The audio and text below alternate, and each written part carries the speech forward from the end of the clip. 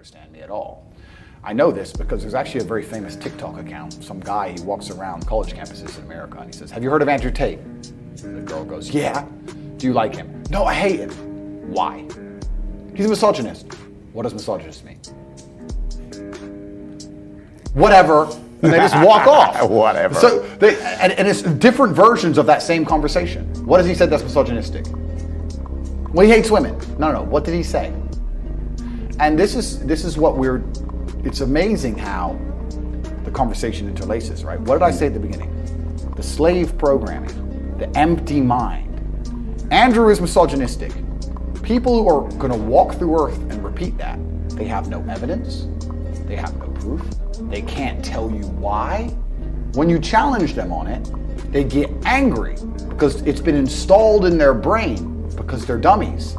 And when a dummy, you remove and you empty their brain, you install the new programming, they instantly get enraged when they realize their brain short circuits. Explain why you feel how you feel. They can't. And then they have a breakdown. And this is the true height of the slave mind. If you can convince somebody to have a strong emotional reaction about a subject they don't even understand, imagine the level of slave these people are. Imagine if every time you saw the color red, you just lost your mind. You're a slave. You're controlled. And all the people who dislike me, because none of them can even tell you why, are slaves to the matrix. They belong to the machines. They've had all of their morality and all of their own thoughts completely and utterly erased. They've installed the new program. First it was or whatever it was. Now it's Andrew, Slava Ukraine, goes on and on, whatever the new fucking story is. Andrew's the enemy right now.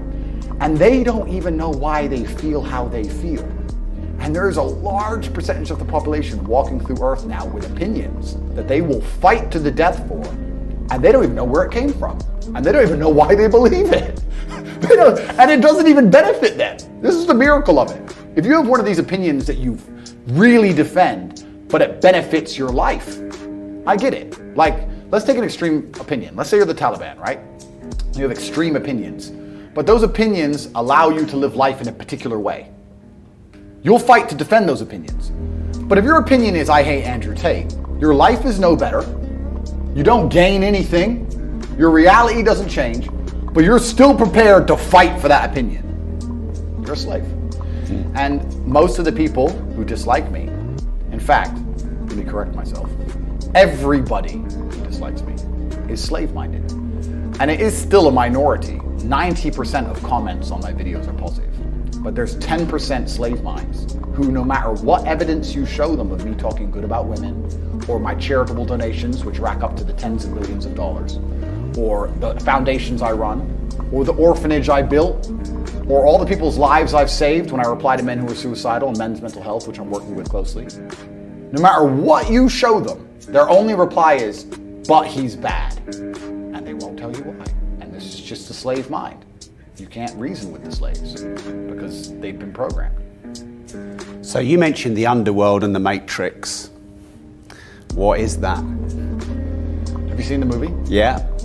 Damn straight. Yeah, good movie. So in the movie The Matrix, your body heat is being salvaged, and to keep your mind occupied, you're living inside of a false reality, computer generated. The reason I think we live in a matrix now is because I think the same thing's happening. Perhaps it's not our body heat, perhaps it's our work, our ideas, but they're being salvaged, and the reality they've given us to occupy our brains is false. We don't live in the real world. We are living in a reality where we're told stories and narratives that aren't true, where they try very hard to distract us with garbage.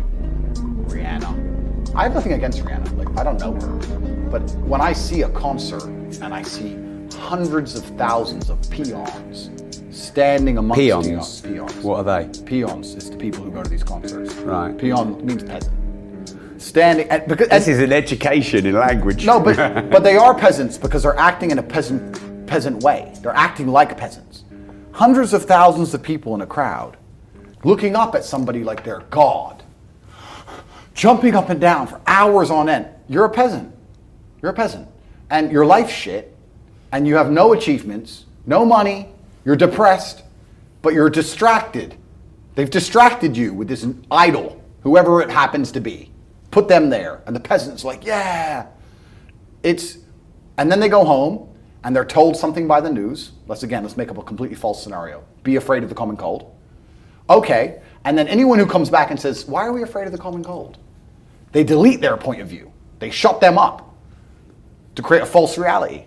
So people are living a life where they're working a job, they're being enslaved by the machines for their tasks, but their mind is distracted by garbage and only fed a fake story, and they're living inside of a computer-generated simulation.